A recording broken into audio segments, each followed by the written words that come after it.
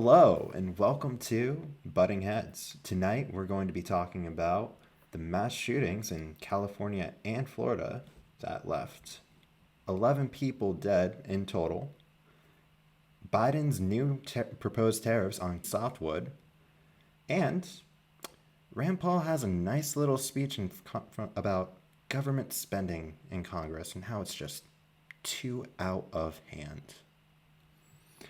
As always, I'm Adam, and I'm here with Chris. So Chris, wanna talk what do you think about like all these like mass shootings that are like going on in like this country? Like, Well, yeah, I mean, what do I think of the mass shootings? Obviously, anyone with a heart and would understand that that's a terrible thing. And it's even more terrible when you see Congress. I mean, it can all argue over about why it's happening, but the amount of legislation that actually gets through this Congress and this House is pretty shocking. And the Democrats do control the presidency, the House, and the Senate. So this is their chance to actually do the things that they've been saying they would do. So that's something to keep an eye on. But it is a sad thing, and I think um, we do have to start looking more towards the mental health aspect of it. And when people on the right do say, "Oh, guns don't kill people, people kill people," we should actually just like engage with that and yeah. not just yeah. So go ahead, Adam, on the Oh, no, no. couple. Yeah, totally. So when like as much as it's like fun to like get lost in the argument of like between like okay, well who's actually killing someone, the gun or the person. The gun makes it a hell of a lot easier for the person to kill people, which is why like they do absolutely deserve a focus, but we do have to talk about like who is holding the gun. So for instance, with the California one, this sounds like a textbook case of like someone who has suffered like some level of like mental health issues like throughout their lives. Workers there said that he never really fit in. His wife would mention that he would have like very violent like mood swings where like he'd either be the happiest person in the world or he would just like go around and just like if he was like pissed off or angry, he would just be really bad.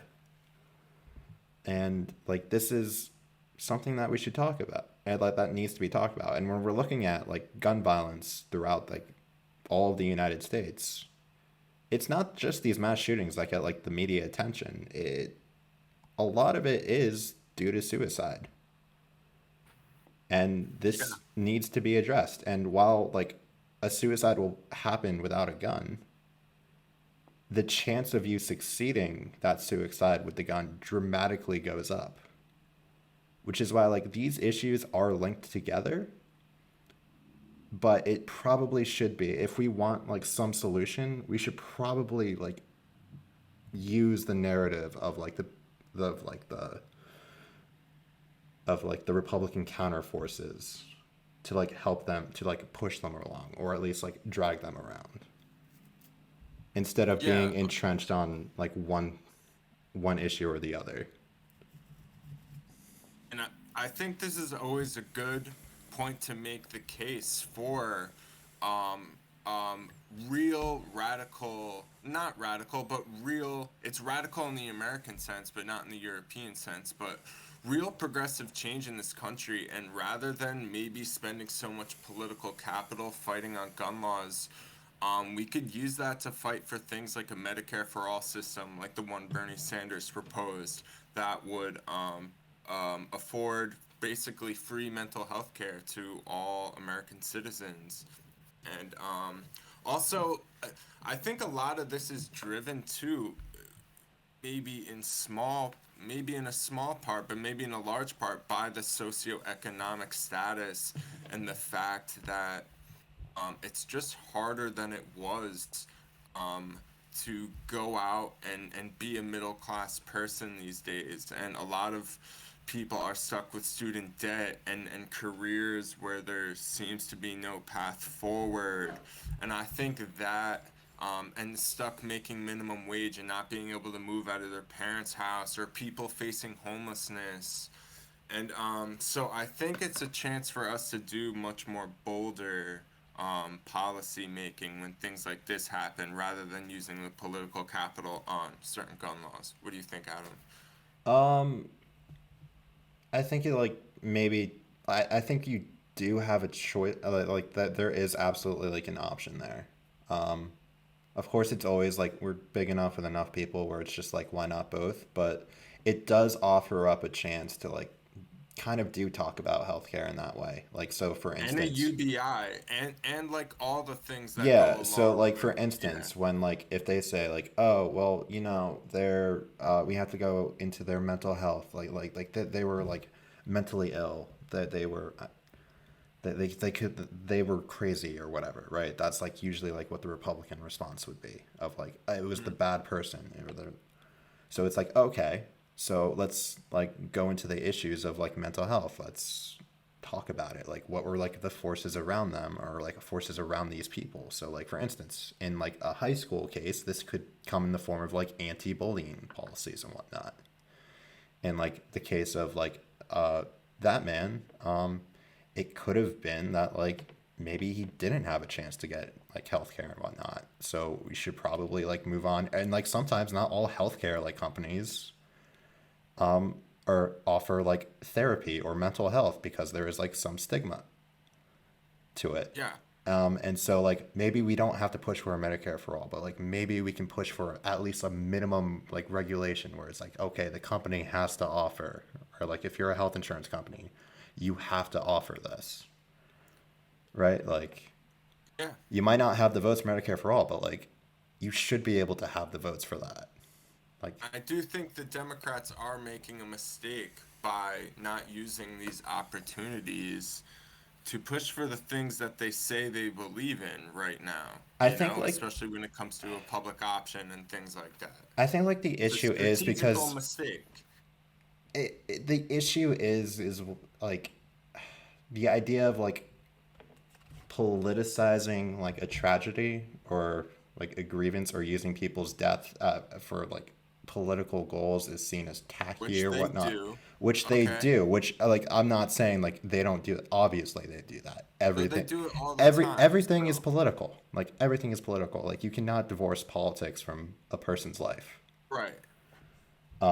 Okay. I think if like you should just they need to just double down on that and just say, yeah, we are because Yes. we are in the driver's seat right now. Yes. We can actually like stop this, but we're choosing Yes. not to do that. Of course, I'm going to Yes. politicize this because I'm in the position to make sure this doesn't happen again. That's what they should be doing. Yeah. That's exactly what they should be doing. And it's like and then like when they like whenever like you see someone like tweet like thoughts and prayers, then we can jump on them where it's just like that person over there, like there's the difference between me and him.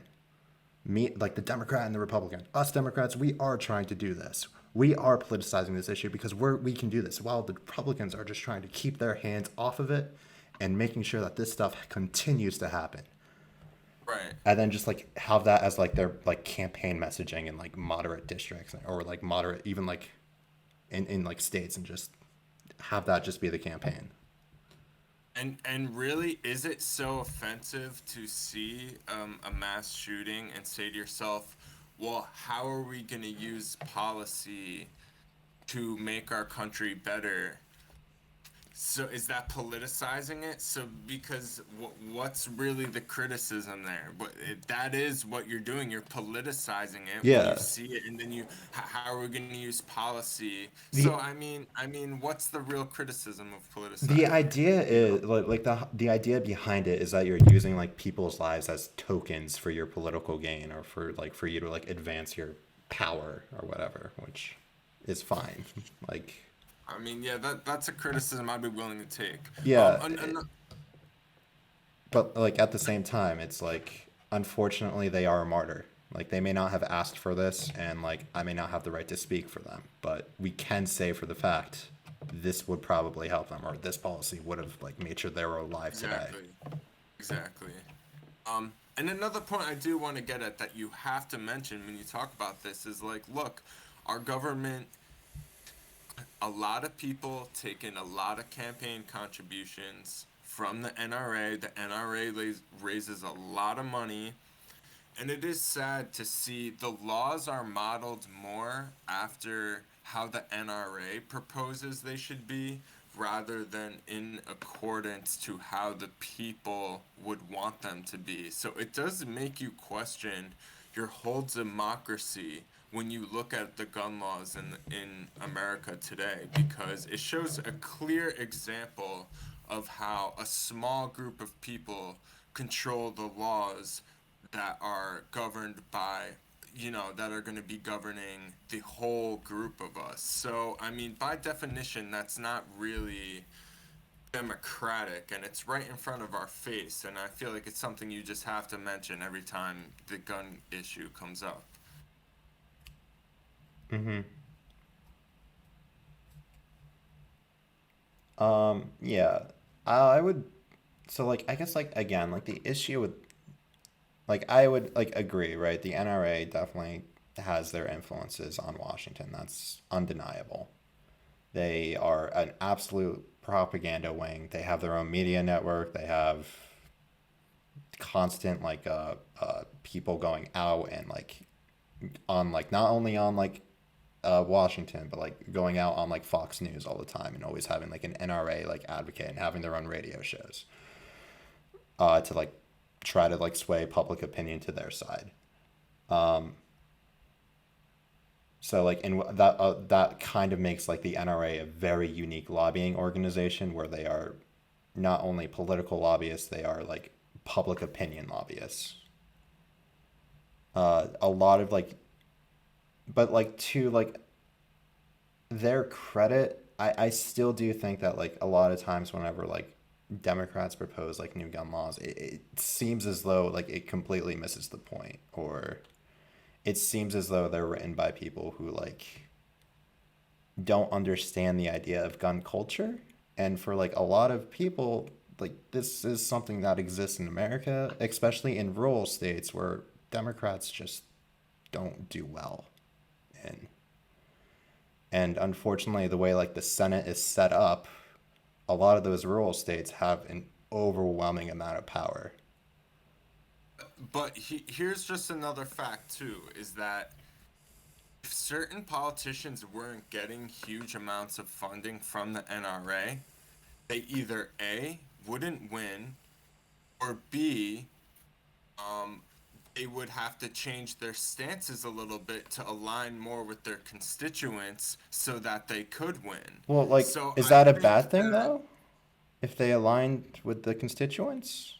Like, it's very well, that's what possible that, so they would have to switch their position and align with their constituents rather than the NRA. So yeah, that would be a good thing to spurn the NRA and side with your constituents. But I'm just saying the NRA allows people who A wouldn't win with the opinions that they have, or B they would have to switch and agree more with how the people in terms of background checks and in terms of other that have like 90% support.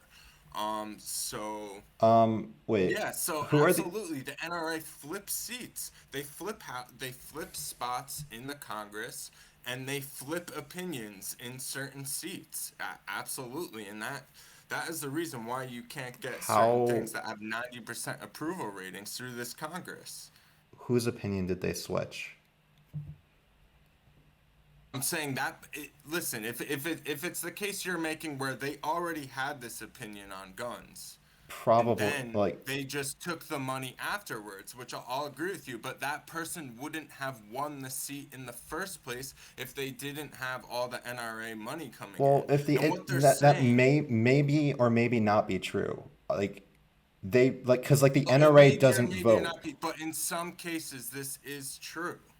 Like to say that that's never happened is going out Like on pretty is it, a like pretty high sure, limb. maybe did the NRA money like help them like with like media advertisements and whatnot? Like, Yes. And so that wins you a seat.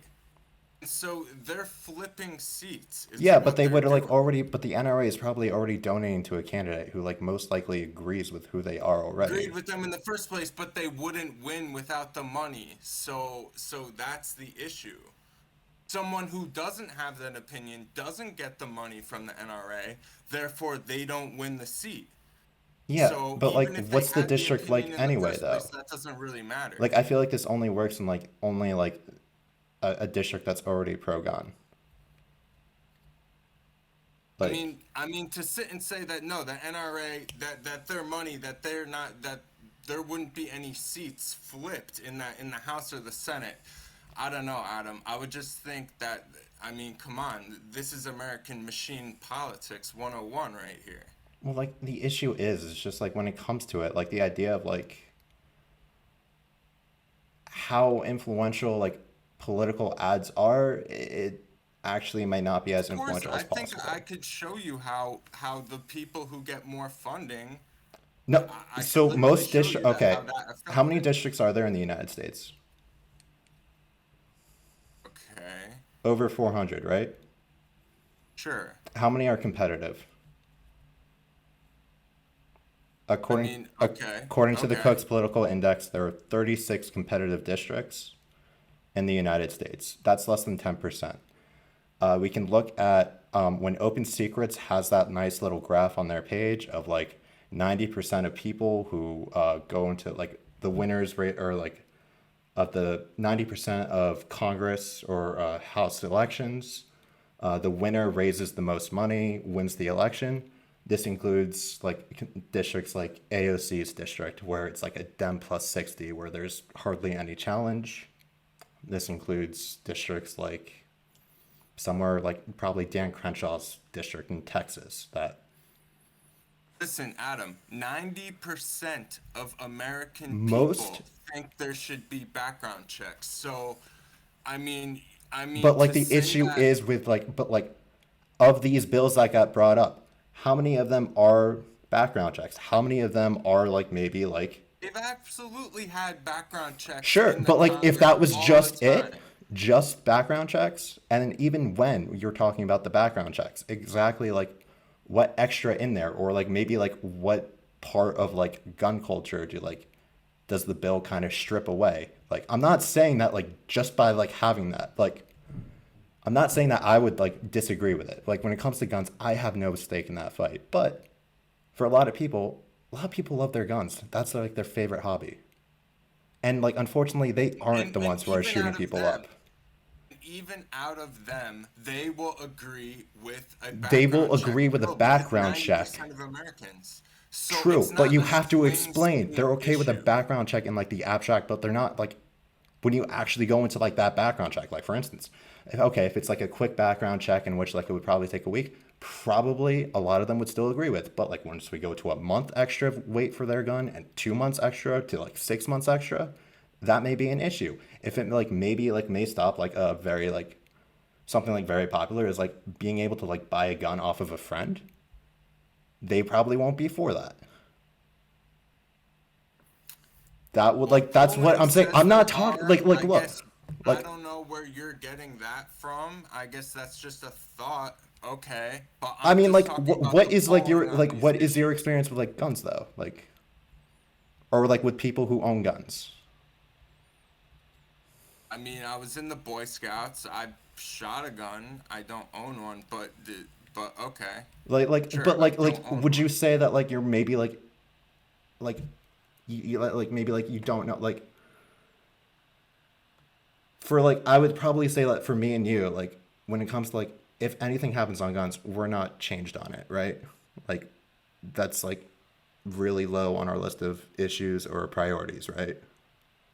Yeah, I But think there, I but would like use the for, gun thing to push other things but like, other than but like guns themselves are like low priority, right? For some people, guns are like high priority, and these people are will like are probably in the states where like there probably is more than enough senators to block bills that like may like interfere with them like being able to play with their toy. Not so saying it's like I'm not saying they're right or wrong, but like I am trying to like infuse like it probably is more than just the NRA saying no. There are so let me probably ask you is this. enough people out there who will probably like oppose to like most of the legislation, even if like Let on me a ask poll you they would this. agree. Do you think any seat or opinion on these issues has ever been flipped due to spending from the NRA? Or that this Congress, whether the NRA ever existed or didn't exist, the things going through this Congress would have been exactly the same. Do I think like an opinion has been flipped because of the NRA? Probably not. I think the NRA is probably too costly to spend to like for the NRA to actually like change a person's opinion. If they were, they probably were to focus. Look, you can read the studies, you can read the political science. They agree with me. Yeah, yeah, I've seen those studies. A lot of them, when you look into it, oh, it's like Walmart like paid for the study or something like that. When they try and show how political donations don't affect policy, which I think Americans just see with their own eyes that But like that's that's just ridiculous. general wisdom that could just be wrong. Like it's like there's a lot like okay, so like for instance, like me as like an atheist, I can totally believe that the vast majority of Americans are wrong. Vast majority of Americans believe in some level of spirituality or like a religion. Like just because the vast majority of Americans believe something doesn't mean that's necessarily true or even just I have to agree that Well, that's right. that's different. But then that is admitting, look, the system isn't made to do what the American people want. But like the American It's people could be completely dead wrong or okay, even not but even I'm know what saying they then want. that's but then that's the system. So then if I say, I don't know how you can say, if I say the system isn't made to do what the American people want, and you're saying, well, yeah, because people can be dead wrong. So no, it's based off of what these people in the higher echelons of society at the NRA and in the Congress, what they think is the most correct thing. Not really. To be honest, I think a lot of politicians reflect a lot about their constituents. I literally do. But what if the people are wrong? Like then I'll just flip it back to like what you were saying Well, not before. really, Like because the so there's people certain aren't things the that they people have to aren't a have like a monolith. The higher people are power not a of. monolith. That's why. I don't have to group the people as just one single entity. So like for instance, you can probably find a lot of people who are like anti-war on both sides, but they're probably anti-war for vastly different reasons. Or you may even find people who are like pro-drug on one side, but like This is just going back to the talking about the NRA funding politicians and them changing their opinions because of that and spurning actually how their yeah. constituents feel. So And then you were saying something about how, well, look, sometimes the constituents don't fully know what's no, best no. for the society as a whole. So maybe we should be making these decisions at like a No, higher level. no. This all So okay. So then this if all you started are with to me listen not to the believing. No, people, this all started with me like believing that. No, I don't think that like the NRA probably shifted. Could they have made like a person's position maybe stronger? But they were probably already pro whatever the NRA position was anyway. They were just wanting to make sure like that they had like maybe talking point. Like they were probably working on them. Like if anything. But like in terms of like the people, like again, the people aren't a monolith. It's probably very well that like they do elect people who represent them. But the issue is America is so diverse throughout all of its districts, throughout all of its lands, that probably like when we look at like Congress's opinion poll being at like 9%, right? That's terrible, right? That may actually be a feature of our system because of how diverse we are as a country.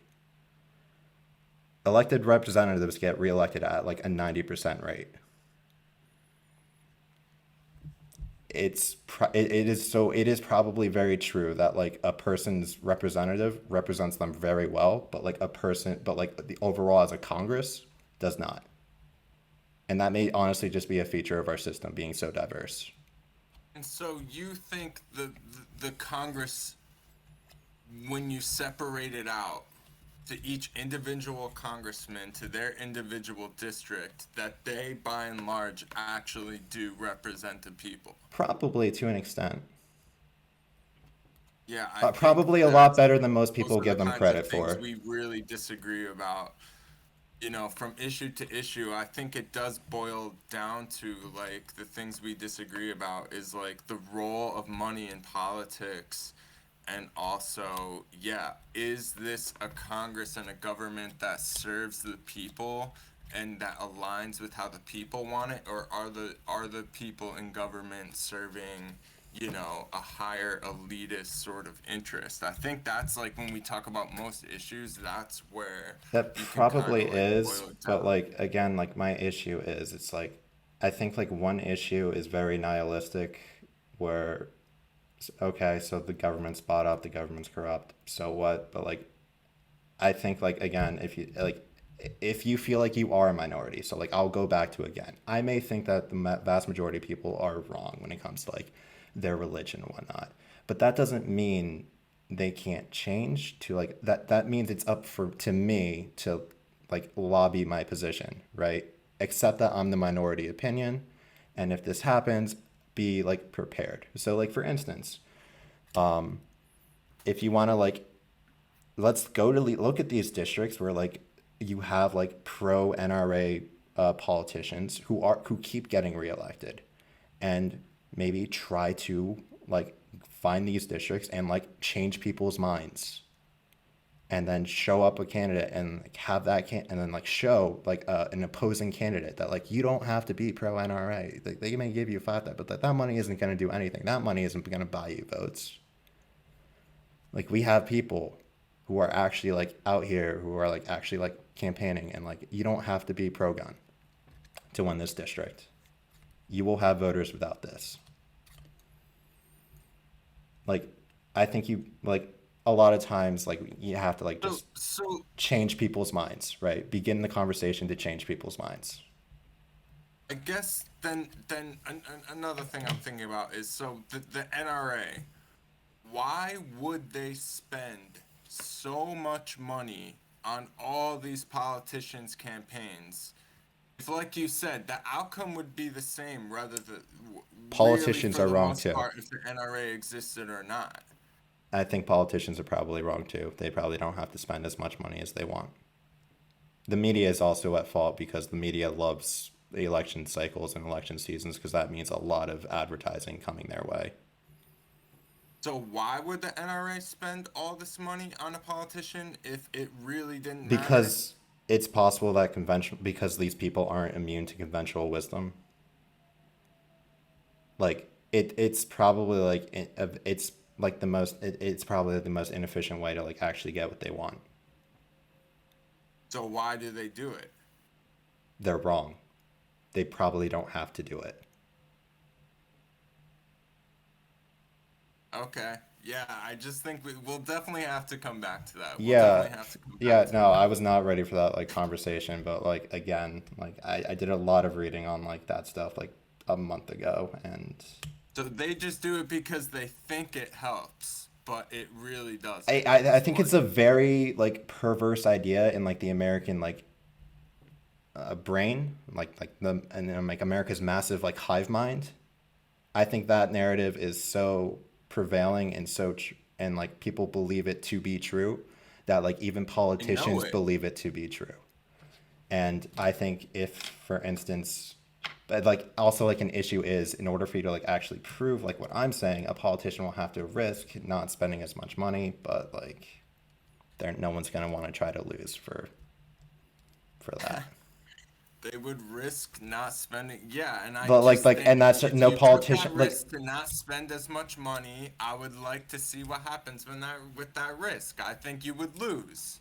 And yeah, I and would that think is hey, I would think exactly that what like I'm if saying. they're in the like if they do other factors pretty good, like if they have enough voter outreach, like there was like a dude in Wisconsin who like campaigned on not campaigning or like, campaigned on not taking any money whatsoever and kept on getting reelected.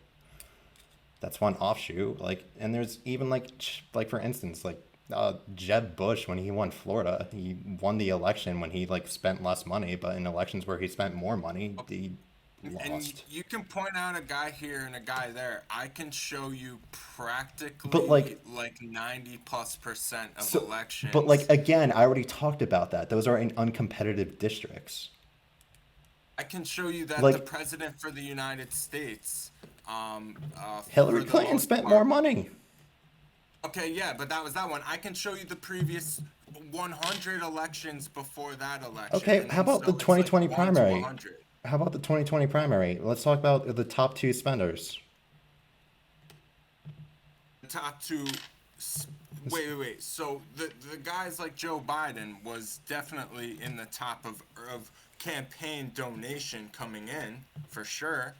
Yeah, but the number one and number two of who spent the most money was Bernie Sanders and Michael Bloomberg. Tom Steyer also got there, was also up there too. Like Joe Biden Okay, had but like one of the poorest campaigns. no, dude, I think he saved a lot of his money. He saved a lot of his money and took it with him to the presidential, where he definitely outspent It was a his very opponent. diverse field, and no one was really giving Joe like he kept on like No, the only thing that I he had can going for him take was the that he last kept on like like showing up, and like a lot of people will say money will just flow to whoever people think would win. Like yeah. So Joe did outspend no. Trump in Oh the yes, presidential yes. In the election. presidential election, yeah, he had like massive. So, and I can show you the previous election after election after election, showing you that the person who won did spend the most money. So yeah, you can point to like cases. It's not a 100% thing, but I mean, I'm talking about the NRA paying for politicians, and then of course having that politician win. So yeah, it doesn't mean it happens 100% of the time, but what it does mean is that yeah, it's a higher likelihood that you'll win, and the more money you get, the better. And so, I mean, it seems like a pretty straight line to me, but um, okay, No, yeah, we'll have a like a more in-depth conversation about that like at a yeah, later yeah, date. we'll have to do that. We'll have to do that. We'll go over Cause to the next thing then, right? yeah, sure. Something that we both can agree on. Tariffs are stupid. So okay, so what was the original story that we found that kind Um, of brought this up? yeah, so like Biden did last Thursday, I believe he was doing a speech, and he was like unveiling like, and he unveiled that he was going to be increasing his tariffs on like Canadian softwood from the Trump tariff of like I think it's like about like an extra 8%, and they were going to be like jumping up to like close to 18% on like Canadian softwood. This has been terrible. As a person who like buys a lot of like plywood and like two by fours, I can like attest that like these tariffs have really increased like the price of like spending in like all forms of like construction. Like Yeah. it screws over contractors a lot, because like when you go out and you're trying to like bid on a job, you're going to give them you're going to give them like what how much price you think the material is going to cost at that time, and then you're going to submit them, and then they're going to pay you, and like you cannot go back to them and say, hey, I'm sorry, I'm going to need more money, or this job is going to be a little bit more expensive than I thought it was going to be, Right. because then they're going to Right. fire you on the spot and you're not going to get paid any bit, Yeah. even for the work that you've done.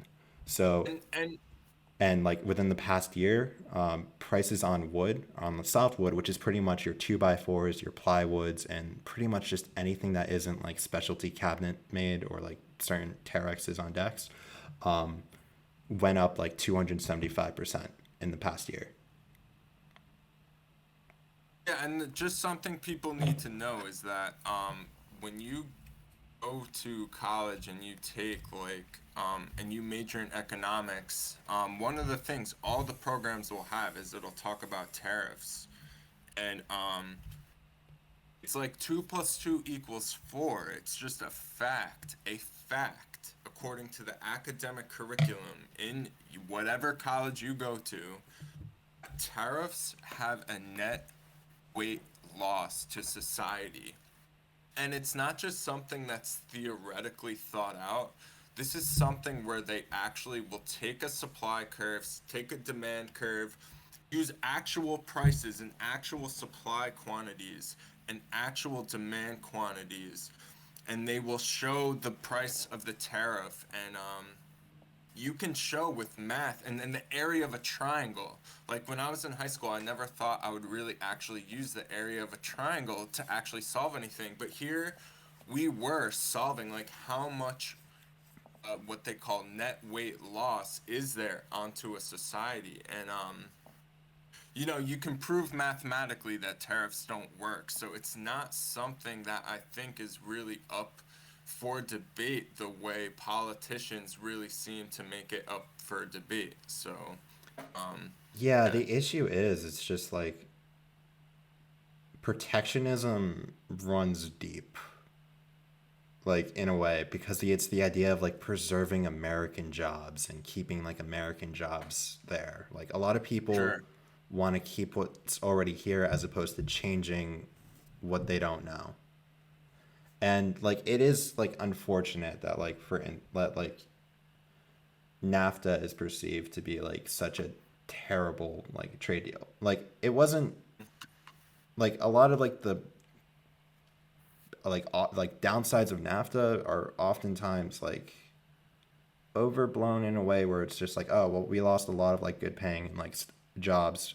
Not really. Automation. Automation is pretty much the Automation. killer, and like really since NAFTA, like NAFTA like, apparently cost 9 million American jobs, but apparently 18 million jobs was created alone based off of like that they could project based off of like that trade deal in America because it just in like reinvigorated like the service industry. We're transitioning like our economy from like a, Listen, when you charge a tariff, so first of all, there's this opinion that okay, you're charging the Canadian company the tariff, and so the Canadian company is paying you the tax. No, no, no. Canadian company, you charge them $1 extra on their good, and so now when they sell it back to the American, it costs $1 more. So first of all, the tariff is the person paying the tax on the tariff is the American consumer who's buying it, and also either A, they can buy the good from the other country and pay the tariff, or B, they can buy the good in the home country instead because the tariff made it too expensive. But now you have to get a worse quality with worse efficiency. or And if that US company was better at producing it in the first they would have place, already been then you doing it. never would have had to have bought it from Yeah. Canada in the first So place. So clearly it has to be inferior in some way. so a lot So the consumer gets hurt whether they choose to buy the good and pay the tax or whether they choose to buy the inferior good made by the US company. Yeah, so a lot of like what like the lumber unions and whatnot have been like arguing for years is that like the Canadian lumber is too unfairly subsidized, where like stumping prices are apparently set artificially low, and so that just helps them like the American lumber like not compete. So like really the issue is it's like okay, if that's the case where apparently the stump price is so low and that's why you guys are so inefficient by comparison, lobby for a stump price for like a for like having like for that subsidy as opposed to a tariff. Tariffs don't work. Like tariffs don't Also, it's like weird. and like if that's the only thing that apparently like makes like holds American lumber back, like why would that not be your first priority to get passed? And also, it's weird that because you see people like Trump, right? They run on tariffs. You also see people like Bernie. I don't know if Bernie Bernie Sanders ran on Sanders tariffs. kind of was like he would always flirt with it. Protectionism, he did Yeah. not use the word tariff, but I wonder how are you going to bring American American jobs jobs. And back? like I like the thing is like with terror like I think I heard Kyle Kulinski said that one time where he's just like I could when like Trump announced his steel tariffs. I recall him saying I could imagine President Bernie Sanders doing this and like I can too. It's not good. Like I didn't like Bernie because of his trade policies. I thought he was horrible on trade in terms of Yeah, like I loved Bernie as a candidate, yeah, but though I that was just his I weak learned point. in college. Well, and I was never sure that he was for tariffs, but what I do know, he talked about protectionism so much that it just made you think you're either A gonna do nothing or you're B gonna try and do some tariffs, I don't see how you can stop losing U.S. manufacturing jobs. Another thing I do want to bring out though is that I don't know, like it's strange just seeing coverage about the tariff thing. I feel like it is a little bit different. I guess Trump did obviously like more massive crazy tariffs on China and the EU And and then like Canada that were started a like a huge trade deal. war too. That like Yeah. But yeah, it would be nice if people in the American media who have all taken the classes in their Ivy League schools and they do know that the tariffs do create a dead a net loss to society. Um, yeah, it would be nice to see a little bit more pushback when I do type in Joe Biden tariffs on my Google search. But I mean, like, do these people like not remember the Smooth Hartley Act of like 1930s, like with like Herbert Hoover signing into law with like that was like what act is that? the He signed smooth. into. It was like the Smooth Hartley Act. It was like one of like the biggest like tariffs. Like it was like kind of like the last tariff law for like the longest time. It was like Yeah, right before the Great Depression. A lot of economists have criticized it for like sparking a trade war and stuff that may have caused like helped be like one of the leading cause to like the yeah, global like because like yeah. countries kept on like engaging in like fierce trade wars with each other, escalating Yep. prices and whatnot. So All like that while that may moved it. not have caused like the absolute like depression itself, it Right. probably led to conditions where people weren't Yes. as well off as they should have been. Yes. Yes. Absolutely. Yeah. Absolutely. And it's crazy seeing the Republican Party and Democratic Party and even like Like how and you that's like switched I was and go back and forth and and like the thing is it's like FDR gets into office, starts to do international trade deals. Harry Truman really gets the ball rolling on like international trade deals and like actually like helping like each country like build up like their comparative advantage like in a way of like, oh, you're really good at doing this, we're really good at doing this, let's like work together. And then that yeah. like leads to lower prices for consumers, and if you have lower prices that Right. means your purchasing power increases, Right. which generally means you can buy more things like food or healthcare or like whatever. And And this this yeah. is just like a massive back like I this is my least favorite thing that like Joe has probably have like measurably done in his entire presidency so far.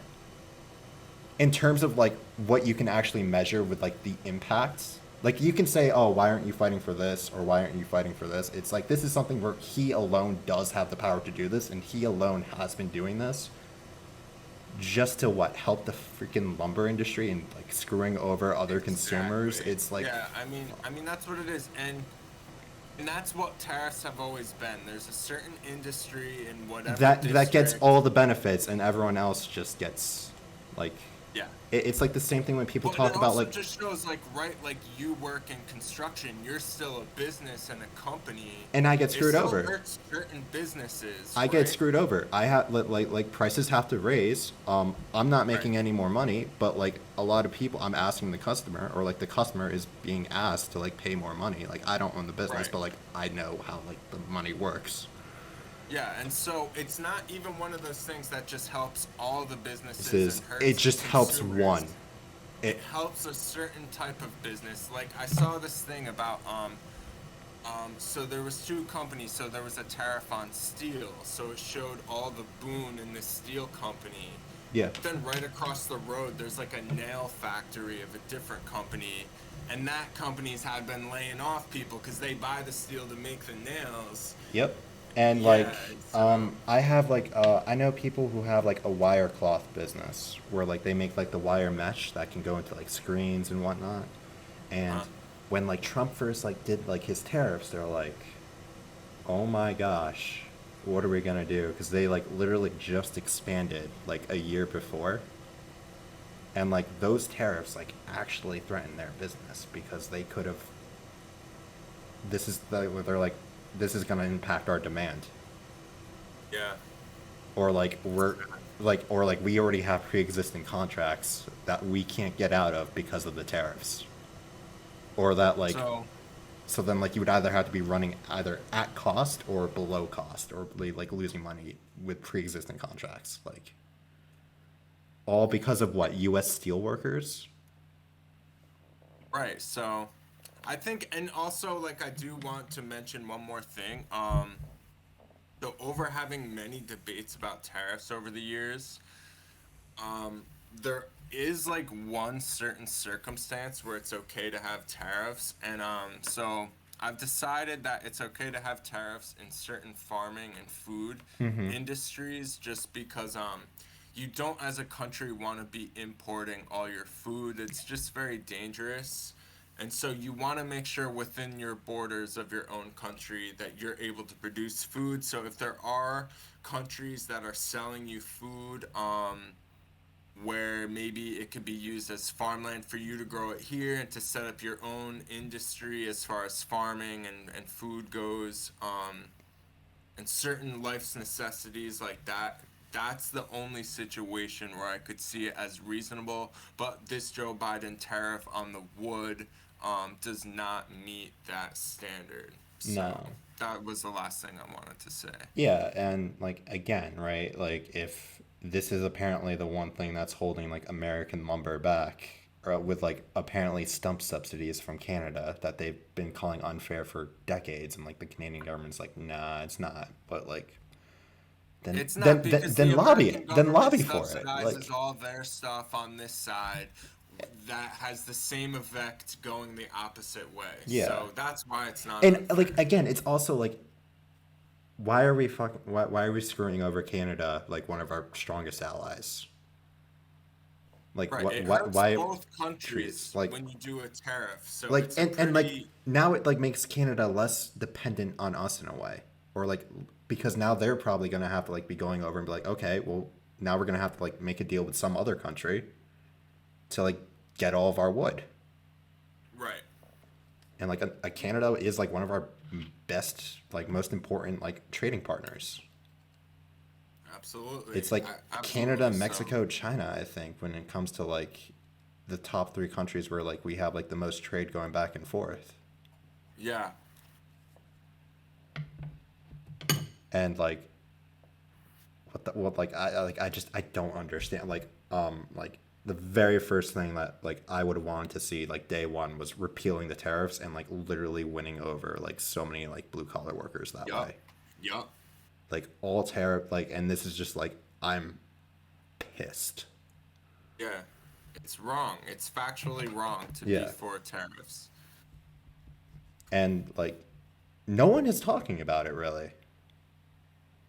No, but Like on it's like not as big of a tariff as the Trump tariff. or like it's just So not a that new one. It's raising like an already existing one because like it is jumping up like 10 percentage point. Like it is a massive it is actually like pretty big. yeah. Like I don't. This is so stupid. All right. Should we jump into our third topic? Waste money. We think it gives money to one of the most wasteful agencies in government, the National Science Foundation. Since the early 1970s and since William Proxmire began giving the Golden Fleece Award, for 50 years there have been a recurrence of waste from the National Science Foundation, from NIH, and from even the State Department. We discussed earlier some of these, and I have a handful of more that I think the American people should know about where their money's going to.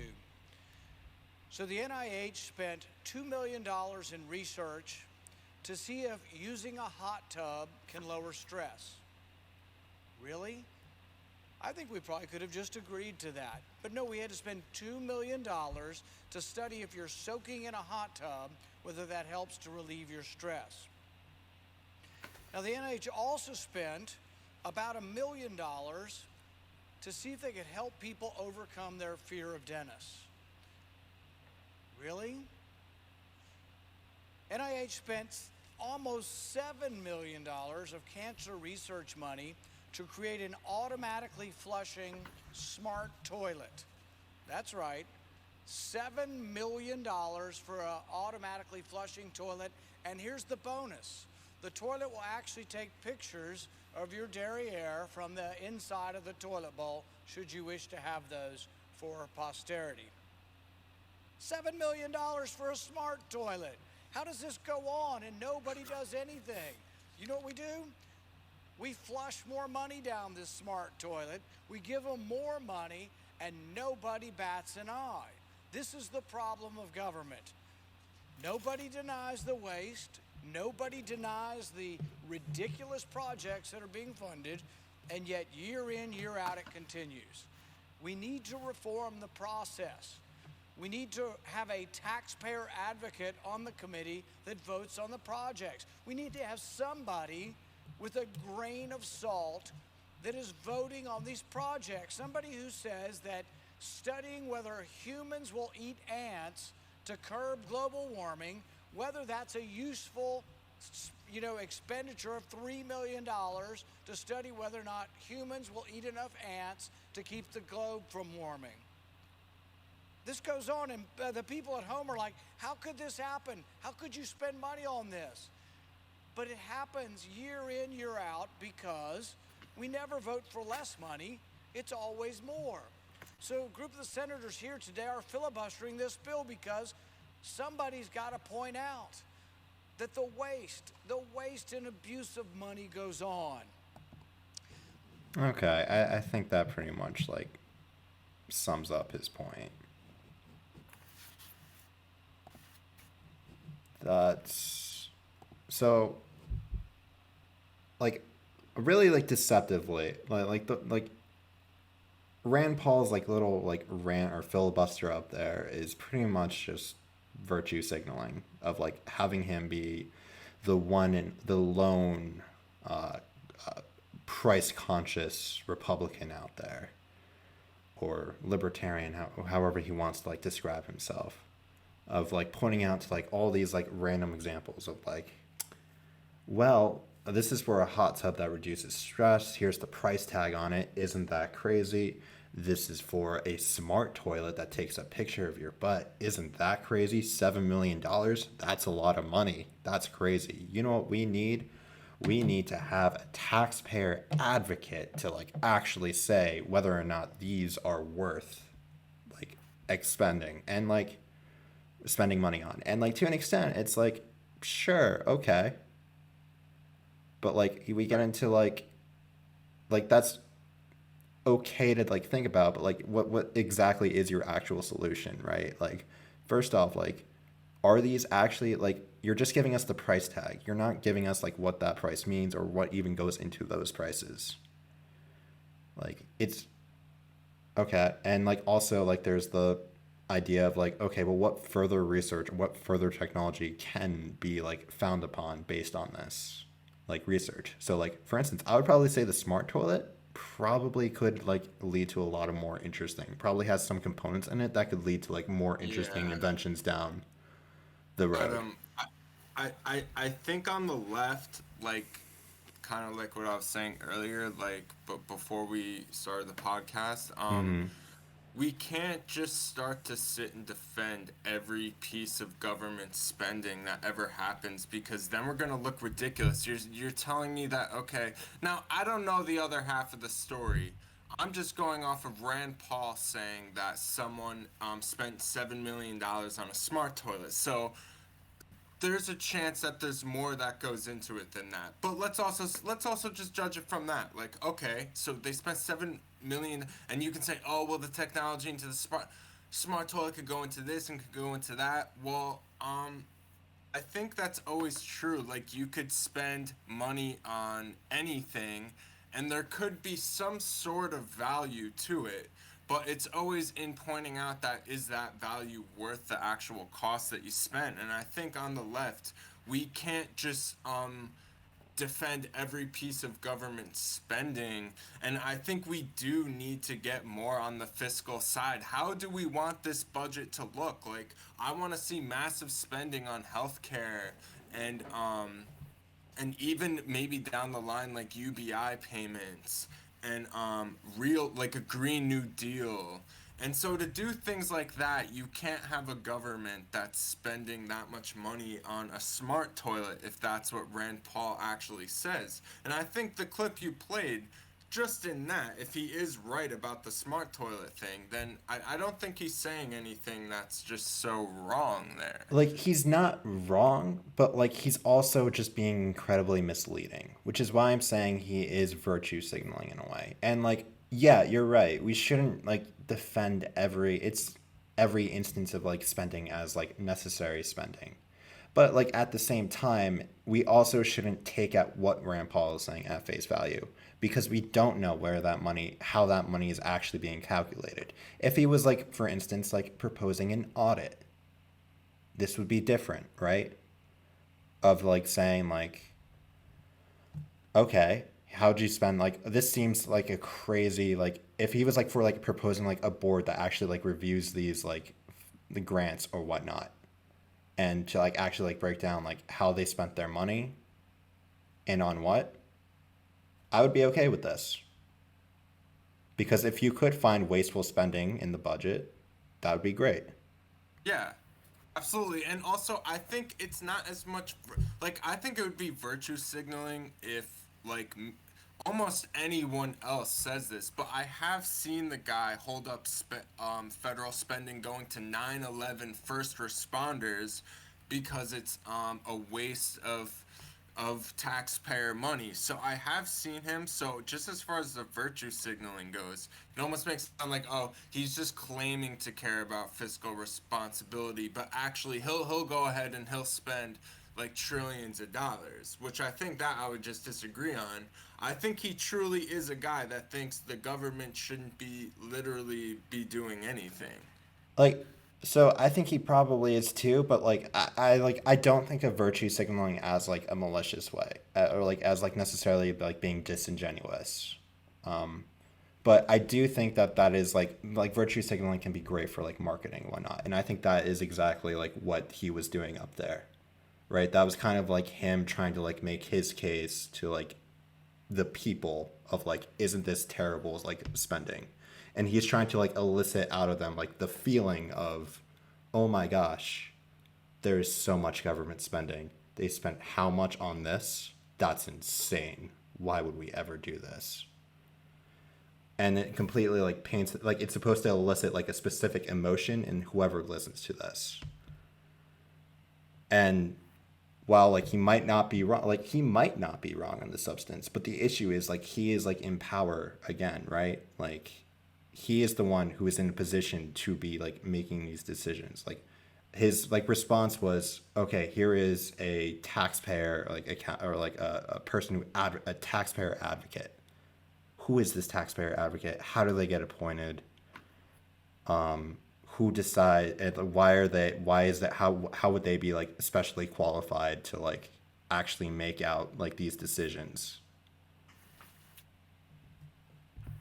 right? Yeah. And like And again, how would they know like if the money is actually like wasted? Like for instance, like would you what if be that for like something like that if you were in the Senate and Rand Paul brought up a bill like that? um again, the devil would be in the details. Like I wouldn't be like against it out of the way, like full on out of the way against it, right?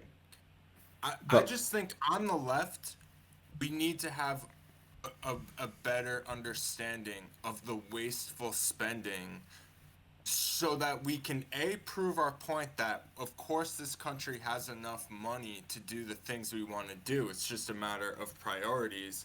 And B, you just want to do that because we are going to have to put a budget together to pay for these things. And, yeah, you can't, yeah, and you're just gonna have to do that. And so we on the left, we can't ignore the issue of government spending. But yeah, libertarians, I just, yeah, as far as libertarians go, I just don't even understand. so I like mean, where how that line of thought is even still like in the mainstream, to be honest with you. yeah, like this is like how many years after Keynes, right? Or And to Keynes. me, the big event in history is when we had a Great Depression and we had a president who didn't do anything, who just wanted to let the, if you just sit and you let the free markets come and handle it, they'll come in and they'll come and they'll fix the situation. So I think that proved how it got worse day after day, that that the government does need to act in economic crisis. Yeah, like FDR and like Herbert Hoover were like excellent like contrasts with each other, right? You had Herbert Hoover who like on one hand was all about like okay, we're going to do like maybe minor job programs, but like in terms of like actual like, we're going to keep on deregulating everything and like make sure that like we're our hands are as off as much as possible.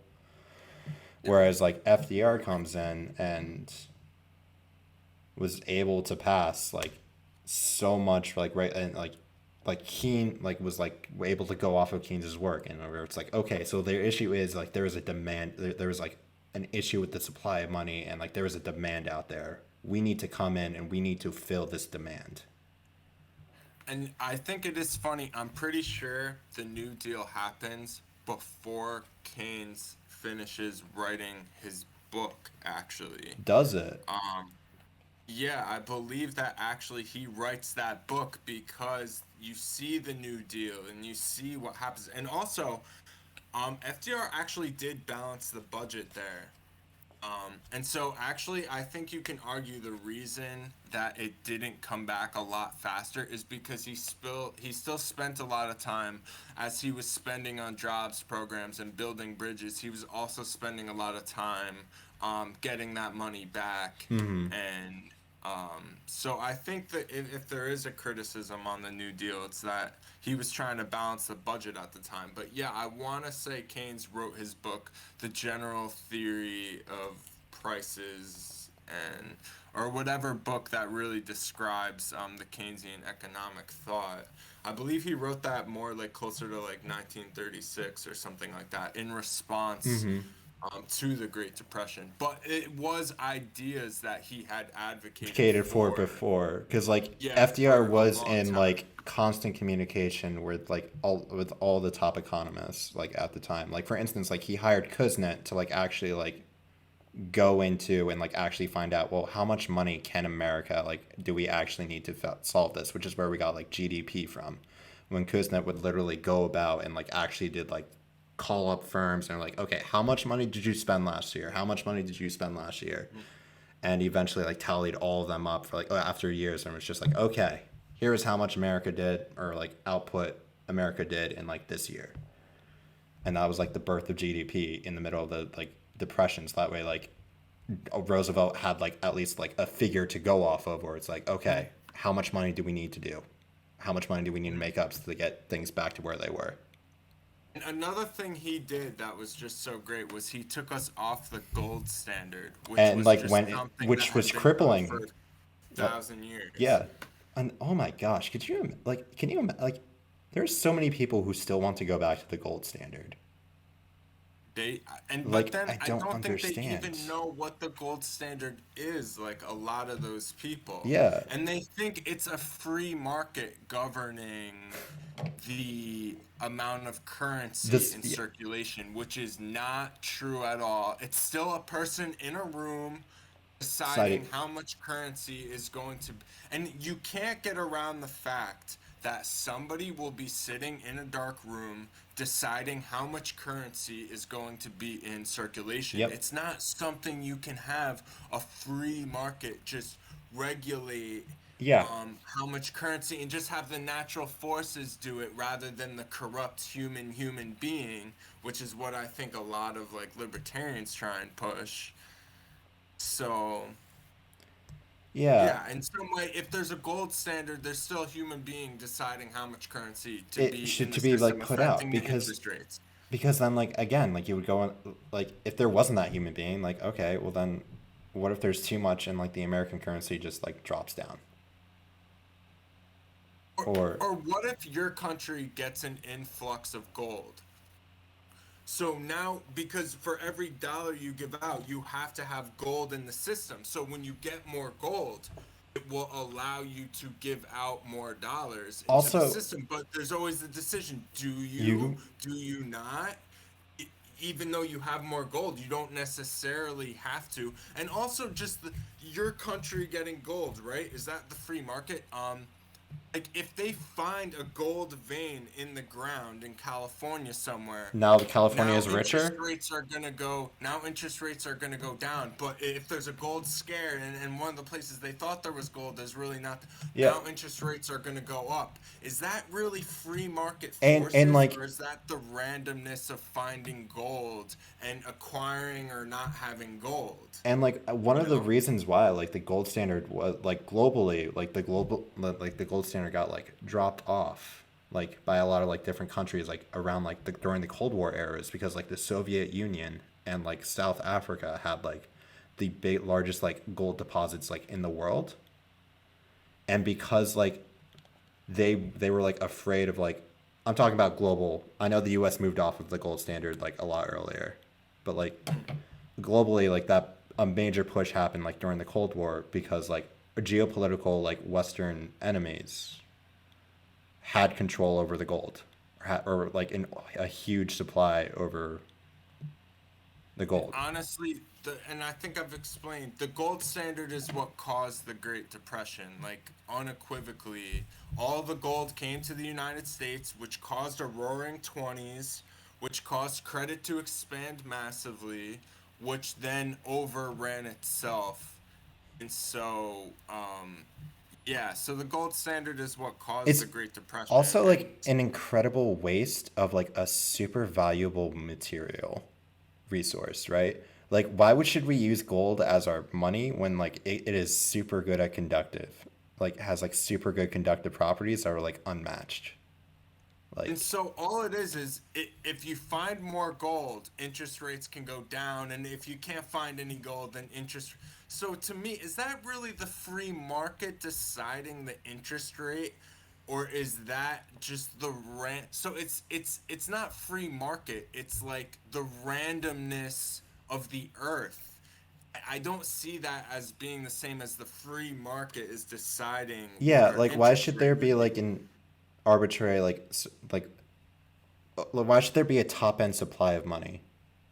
And that's what it is. It was just a shackle. So then when you do have a Great Depression and all your dollars are already in circulation, Like you you can't. can't give out more dollars because you would need more gold Yeah, to back that currency. So that's what happened to the United States is as they got all this gold, they expanded their credit during the 20s.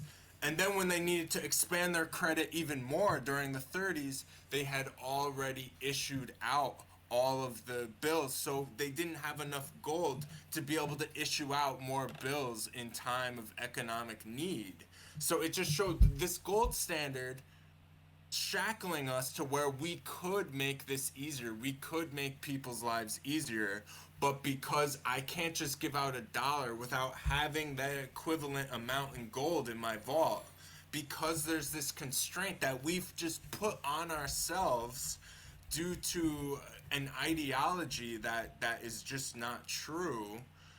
So it was just seen as a huge shackle, and libertarians to this day still try and fight to go back on the to the gold gold standard. standard because apparently money is useless or worthless, but like it was always worthless in like some Not way. Like, Not to mention that if an asteroid hit that, and it's also like they don't like the Federal Reserve, but like what about the policy? Has the interest rates been too low? Have they been too? Oh, it's all just no matter what the interest rate is set by the Federal Reserve, that's not the correct right, my interest interest rate. rate. Yeah, like, oh gosh, there. Even though there was always someone setting how much currency is in circulation, regardless. So the gold standard was just a shackle on the person who was deciding it. But Yeah, there was always a person in a dark room deciding how much currency. And even if they want to do the thing, oh, well, the banks will issue their own banknotes.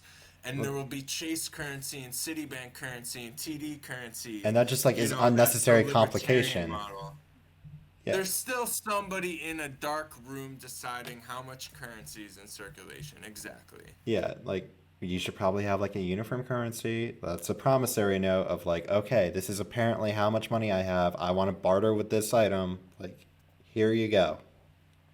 I mean, the libertarians really can't come to terms with like, what about money? What about a currency? You couldn't have corporations just or no. And then some of them, yes, that's exactly what I'm saying. I'm saying the banks will create their own currency and free markets and blah blah blah blah blah blah blah. Come Yeah, on, yeah, man. that's I mean, free markets are good and all, but they don't create currencies for you. They don't create defense systems for a country. They don't create the best healthcare system. Like there are certain things that like free markets can't do. They don't make fire departments as efficiently. yeah. Or like maybe if you live in like the proper area, but like remember like one New Deal policy, the Tennessee Water Act that like brought over the Tennessee Valley like water or like authority brought electricity and like running water to areas of the United States that were left untouched by the private companies because there was just not Yes. enough people in that Yes. area. And like this was their Water and first access to public utilities that helped modernize America. And they passed the same bill with Kennedy in the 60s that was a lot more geared towards electricity. Yeah. Like, because still in the 60s, there were people in places who it cost $1 billion to build all these electrical lines to one little tiny town in Wyoming. Hmm. Well, guess what? You're not getting water or electricity or those utilities. Because So, there's right, not enough people to pay exactly. for that. Yeah. And like we're like still like seeing this. Like it's actually super funny. If you like look on like maps, like old maps of like who like when electricity like came to certain areas and you were like to compare them to like internet, like high speed internet in America, you would actually find that like these places like this still tracks where it's like the rural areas are the ones that like are really left out when it comes to like America's internet. And like one of the reasons why and like those are actually like one of the reasons why like America is seen so low on the global stage when it comes to high speed internet is because like outside of our cities we have just so many dead areas. And and we grew up in one, right? In rural Yeah.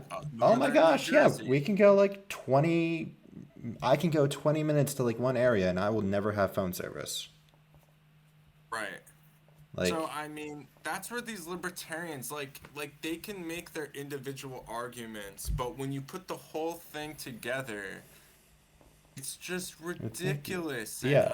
I can't believe this is honestly a mainstream thought. I really just can't believe it's a mainstream thought. I'll agree with libertarians on individual issues all the time, but just the whole thing about how They're there's cohesive. basically no government, or there's just a government for the military. Oh, I love the people. There's just a government that spends $1 trillion on military. Okay, yeah, sure. But who do you tax? Oh, then you know what I mean? So there's all these versions of libertarianism that is just like Yeah. pretty stupid to me. Actually, what do you think of I think of the global tax or corporate tax that like the Biden and Yellen have been like promoting? The what? They've been like proposing like a global like minimum like a global minimum tax for like corporations. How would that work? So it pretty much would be like the UN would like they would like propose like like a resolution to like the UN apparent or like the World Trade Organization, which is part of the UN. And like they like member states would like vote on it and like agree to like say like having like a minimum corporate tax set at like let's say 10% or whatever. So that way like you can see like less shell companies being like started off in Ireland or like let's say like big companies in America being like, oh, we don't want to pay our corporate taxes. We're gonna like set up like a shell company in Ireland, and that shell company in Ireland's then gonna buy our company.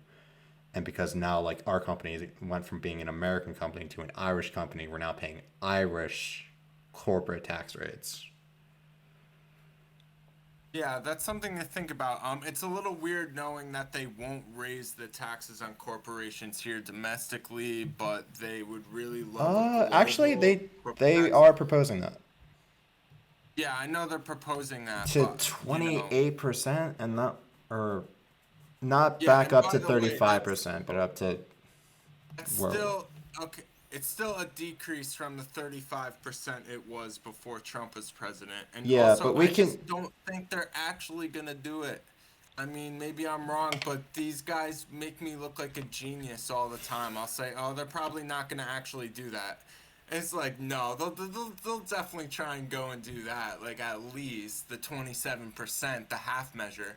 They'll at least try and go and do the half measure that they've already come out. And it's like, they're not even going to go and do that half measure. We'll see. I mean, hey, We'll maybe see. I'll be wrong. We'll They'll see. actually raise the corporate tax in America. But, Look, I that is mean, something they okay. can do in reconciliation, so I we'll mean, see. yeah. There are no excuses, or are they gonna do this maybe after the House? Maybe once the House flips over and now it's oh, now we want to, oh, now the Republicans are stonewalling it. I mean, of course, something like that. You know, this is something that you would have to pass right now while you have the House and the I Senate. mean, And in any attempt Biden's to do same it after like this first two it's years being talked about is, right now though. So like even like in that yeah. same speech on tariffs, it was talked about raising it up. Okay, yeah. I So, hope he does that. I hope he gives us the half measure of putting it at yeah. 27%, which is really sort of agreeing. You agree that Trump lowered the tax. You just think Trump lowered it a little too Yeah, but like much, at the same which is time, we pretty can. weak Republican light type ideology type thinking. But like you could also like maybe say like I think I heard you like say earlier where it's just like okay, maybe there are times like during times of like high inflation or like bad economic times, like maybe having lower corporate taxes does make sense. You can maybe argue that like the 27 or like the half measure might be the better measure right now with COVID. Still like and like a looming like possible recession, right?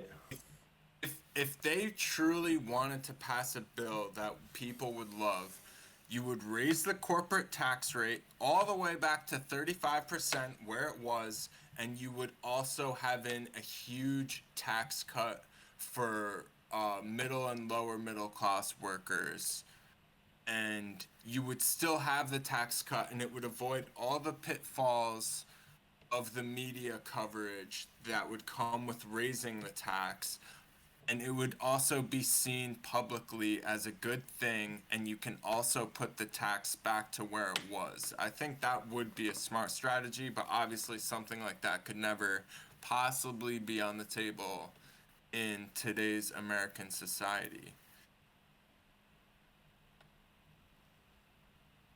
Um, But that is the way you would do it. But you wouldn't just sit there and raise it back to 35%, because obviously then the Republicans are going to lower it to 21, and then you're just going to raise it back to 35. I can see how, okay, that's problematic. That's going to make you look like an asshole. But you do have to raise it back to 35%.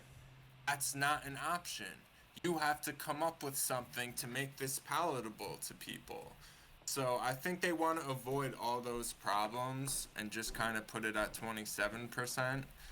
But I think that's the wrong policy. There are studies that show that this doesn't work in the long term. So yeah, in the short term, isn't and when like I did say that tax cuts can work, I meant in the short term. But in the long term, well because it's able to make, that's why I prefaced it with COVID going on and everything, like having like okay, this but may actually be eventually a you would have to condition raise it. where like it's not necessarily like maybe not raising it fully up to 35, but like maybe like the half measure might be right. Where like Okay, when you but say tax with cuts the may work, right? intention that it's going to 35% eventually in the long term. Or is that just no, this is the No, new I'm not like bar. I don't like that this could just be like for like it could. Like absolutely like I'm not against like I know there's tons of people who are against like corporate tax cuts, like even in like center left like circles. I'm not entirely too sure why, but like it just seems to be like a common narrative. Against corporate tax cuts Yeah, it's instead just of something with just like alternatives. them just being like, I think like the main argument I hear is that they're just a good feeling policy, but like inefficient, like as opposed to just like going after like income tax or like value added taxes. I don't necessarily believe in that. I really don't like VAT taxes that much either. If you're in favor of corporate tax cuts, why don't you just why are you not a Republican? Uh, Because you what have a is it? heart, maybe. I don't know. But okay, um, like what kind of issues? So I'm against corporate tax Well, you could be increases. for you could be against corporate tax cuts, but for like raising taxes on like the 1% or whatever. Like that could be possible, right? You could argue like why would you not be? Like Okay, why would that be? okay. Yeah, I like you would mean, be saying okay. tax I the guess income that's a person. like That's that a like right, you could say that, oh, well, corporations can skirt through taxes by like reinvesting in their business, which is still good.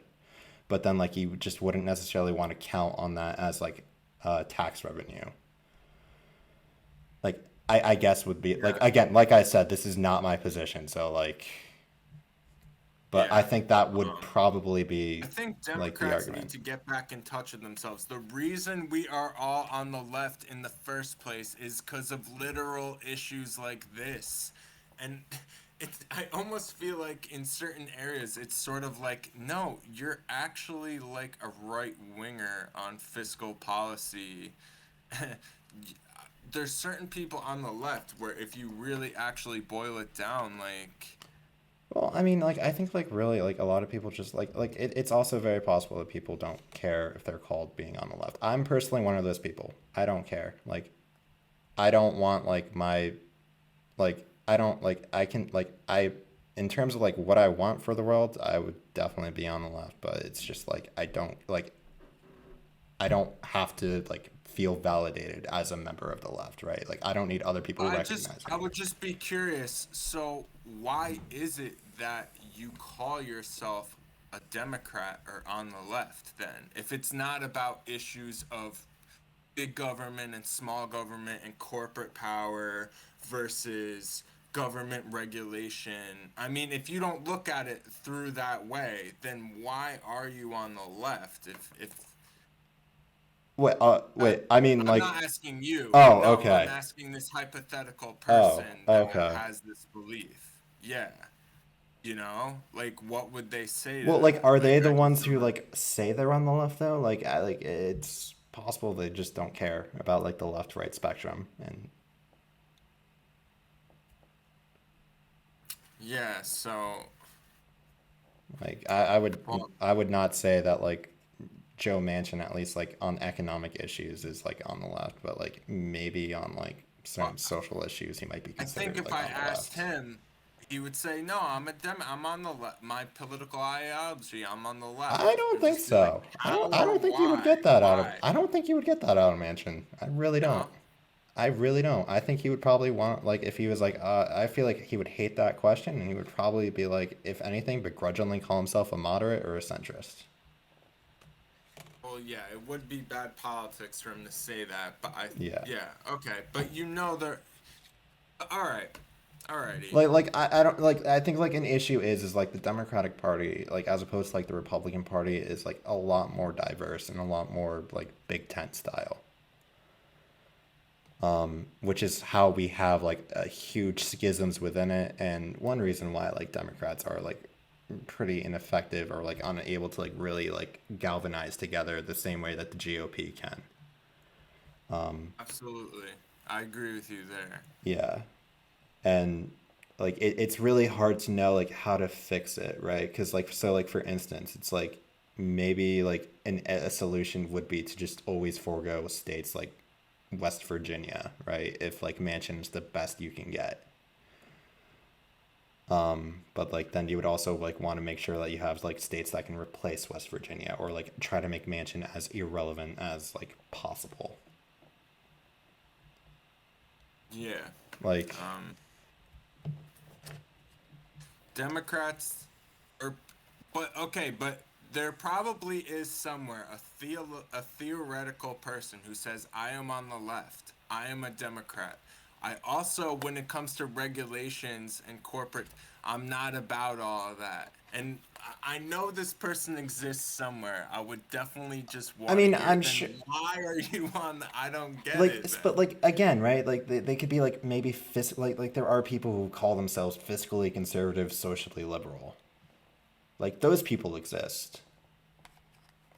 And so it's like maybe like they're like I'm on the left on social issues, but like really when it comes to economics, like I believe in like they will just go into like the libertarian. Actually, like that's like standard. That's another breed of libertarians. That's like a libertarian, Yeah, right? So then you yeah. should just be a libertarian Terry, if you're like going to be on the like left on social issues and the right right. on. Yeah. Yeah, that's like essentially it, right? Because So like it's like, they're why all are you for on like the left? Like, I don't get yeah. it. Like, what? You can be a member on the right and disagree with them about Well, like technically um, for them, certain they social issues rather than considering yourself a left. You're on the left and you just disagree about fiscal issues. You know, yeah interesting. yeah. But all right. Well, is there anything unsaid? No, I think that's pretty much it. I think we're good. So So, all right, Canada, make sure you like and subscribe to the YouTube channel, and also make sure you keep a lookout for us wherever you get your podcast hosted at. whether it be Spotify, Google Podcasts, and hey, if you're pissed off with anything that we say, let us know in the comments section below. I'd love to hear from you.